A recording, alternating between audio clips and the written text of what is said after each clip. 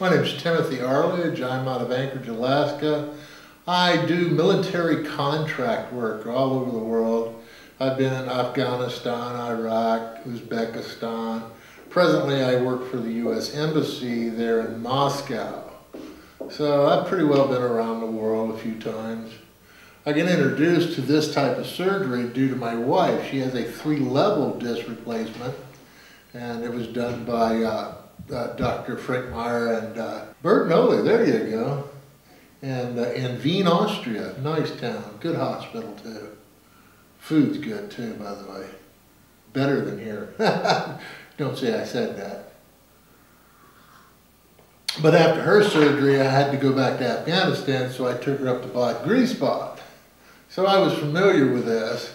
And I'd gotten home from Afghanistan, and I'd been home about 4 hours and taken my daughter out to lunch and let my daughter drive my car. And some young man was more interested in that pretty blonde next to her than his driving, and ended up totaling out my vehicle. And so, just getting over that, and about 8 months later, another young man decided it was optional to stop for stop sign. And so, pretty much totaled out my back. I'm presently, at the time of the accident, I was about 290 pounds. Since the accident, I'm up to about 355 pounds. I can't ski anymore. I can't inline skate anymore. I can't cycle anymore.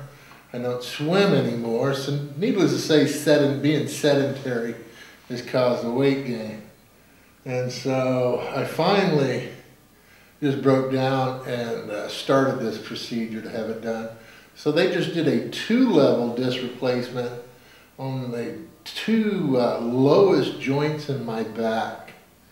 So I suspect that Mr. Bertinoli is going to do my neck this coming fall, I hope.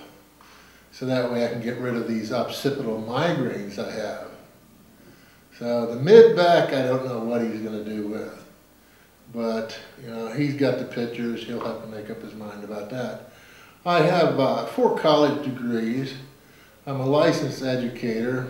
I'm a technologist by trade. I usually work with military contractors and different governments setting up training programs for their military, like in Afghanistan when they're building their military, or when new equipment is introduced to the military. I'm the one that goes there and train the young military people how to use it. Or if they do upgrades like in Boeing and so forth.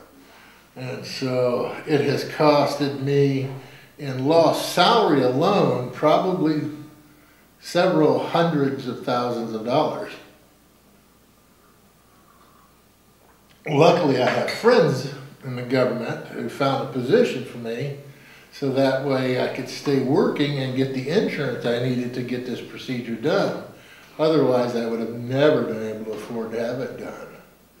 So I'm working as a technologist there in Moscow right now at the U.S. Embassy, and I'm responsible for all of the generators and power plants throughout Russia, and also in, what is that, Minsk? Belarus. But Belarus, they didn't like our ambassador, so we no longer have an embassy in Belarus. So that one's not being worked on. So it's a pretty good job. I like my profession. And when I'm not doing this, I'm usually teaching. I'm a little stiff. It's been, I'm going on 4 days post-surgery, and I'm up moving around. It's scary. You know, as big as I am, I'm scared of moving wrong. That's the big thing. Is I don't want to mess anything up. And just getting out of bed can be, you know, scary. And but you know, I wear my back brace and stuff. So you get the proper equipment, and you get the proper people to do the job. And Dr. Bertinoli, he's well known. He's worldwide known. And so after the work he did on my wife, if he wouldn't have done the work on my wife, I would have never had this done, because there's nobody I trust.